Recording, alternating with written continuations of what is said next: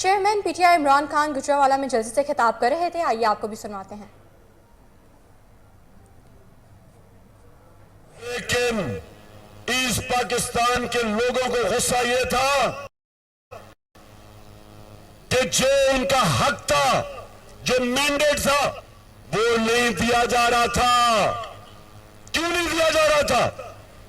क्योंकि यहां एक सियासतदान, उसने साजिश की अपनी कुर्सी के लिए। उसने ईस्ट पाकिस्तान की पार्टी जो इलेक्शन जीत गई थी, उनको हक नहीं दिया कि जो उनका हक था कि जब इलेक्शन जीते तो उनको क़यादत करनी चाहिए थी। और नतीजा यह हुआ कि पाकिस्तान टूट गया, हमारा मुल्क आधा हो गया। आज फिर यह जो लंदन में बैठा हुआ भगोड़ा है,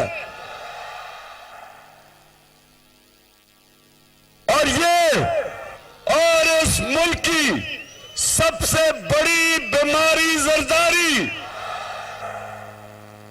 ये दोनों डाकू मिलकर कोशिश कर रहे हैं, बड़ी जमात के खिलाफ खड़ा कर रहे हैं। ये साजिश है।